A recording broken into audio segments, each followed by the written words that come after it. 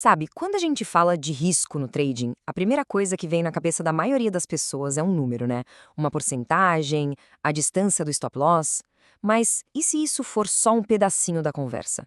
E se o risco de verdade for a história que a gente acredita que o mercado está contando? Hoje, a gente vai quebrar essa ideia e mudar totalmente o jeito de olhar para o risco. Vamos começar com essa frase que é bem forte. Ela muda o jogo, não é? O stop loss deixa de ser só uma medida de prejuízo financeiro para virar um ponto de clareza. É aquele momento da verdade em que se admite, ok, aquela história que eu estava contando para mim mesmo sobre o mercado já era. Estava errado. E é aqui que a gente vê a grande diferença. De um lado, tem a visão amadora, que resume o risco a um número, tipo, tô arriscando só 1%, tá tudo bem. Do outro lado, a visão profissional, que entende que o risco é a validade de uma narrativa inteira. A pergunta principal muda de quanto eu posso perder em dinheiro para qual a chance da minha história estar completamente furada. Então, vamos botar isso no papel. O erro mais comum, de longe, é tratar o risco como se fosse só uma linha na planilha, uma variável matemática que não tem nada a ver com o resto. Mas a verdade é que ele tá amarrado, tá totalmente conectado à história que a gente acha que o gráfico está contando. E aqui está o ponto crucial. Escuta bem, não importa o tamanho do seu stop. O risco de verdade é quanto do seu capital está comprometido com uma ideia. Porque se a história estiver errada, não é só um pedacinho que se perde, é a posição inteira que fica em risco. Tá, mas como a gente sai da teoria e vai para a prática? Eu vou apresentar uma estrutura que pode mudar o jogo. O framework XYZ. É bem simples, mas é poderoso. Ele basicamente te força a pensar na história antes de colocar um centavo que seja em risco. A estrutura tem 3 pilares bem claros. O X é a sua crença, o porquê de você estar ali. O Y são as condições que mantêm essa crença viva, que mostram que ela ainda faz sentido. E o Z? Bom, o Z é o game over, é o evento que destrói sua ideia por completo. Vamos ver cada um deles. Começando pelo Ash, a crença. Essa é a sua hipótese, a sua tese. É a resposta direta para a pergunta por que eu estou entrando nessa operação. No exemplo que está aí, a crença é cristalina. Eu acredito que essa antiga resistência agora vai virar um suporte e o preço vai subir a partir daqui. Simples. Agora vamos para o Y, a validade. E olha, essa parte aqui testa a disciplina. Pense no Y como os sinais vitais do seu trade. Enquanto a correção está vindo com pouco volume, sem força e o preço está se segurando ali na zona, a história continua de pé. O Y é o que te faz respirar e dizer, ok, o plano ainda está valendo. E, finalmente, o Z, a invalidação. Isso aqui não é um ponto qualquer no gráfico, não. É o evento específico, observável, que prova que a sua crença X estava errada. Repara na precisão. Fechar claramente abaixo, com alto volume. É um acontecimento, não só um preço. E é isso que muda tudo.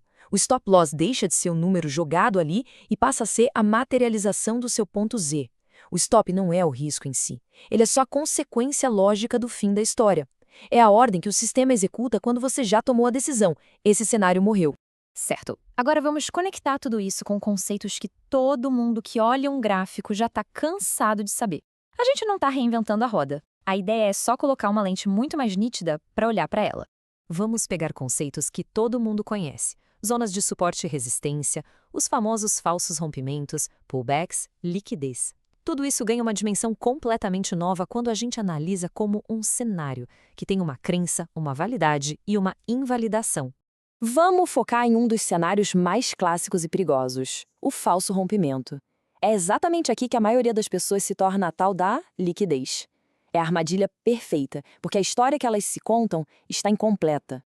Pensa um pouquinho. Quando alguém entra comprando um rompimento de resistência, qual é a ameaça de verdade? Não é só o preço voltar um pouco, não. Tem algo muito mais profundo em jogo ali. E aqui está a dura realidade. O risco de verdade é você virar a presa. É se tornar a liquidez que o tubarão, o institucional, precisa para descarregar as posições dele. Quem compra o rompimento na euforia pode estar simplesmente comprando o que um grande player está desesperado para vender. Para não ser essa liquidez, para não virar estatística, a gente precisa mudar nosso processo de decisão. E isso nos leva a um conjunto de perguntas que todo mundo deveria se fazer antes de dar qualquer clique. É como um checklist anti-armadilha. São 3 perguntas de ouro. Primeira, qual é a história que o gráfico está me contando? Segunda, e essa é a mais importante, qual é o meu papel nessa história? Eu sou o herói ou sou a vítima? E terceira, qual é o meu ponto Z? O que precisa acontecer para eu admitir que a história era furada? Agora vamos deixar isso tudo super prático. Vamos olhar para a mesmíssima zona de preço no gráfico, mas com duas mentalidades completamente diferentes. Assim, vai ficar bem claro o poder de pensar em cenários. De um lado, o pensamento impulsivo. O preço rompe, o medo de ficar de fora bate forte e a pessoa entra lá no topo do movimento. O risco para ela é só um número no gráfico. Do outro lado, o pensamento estratégico. A pessoa espera, observa o teste na zona rompida e só entra quando o cenário se confirma. O risco aqui não é um número, é a invalidação da história. Essa tabela resume tudo. Olha a diferença no gatilho, no cenário, no risco, mas a linha que mais importa é a do resultado. Quem opera no impulso vira o alvo, a liquidez.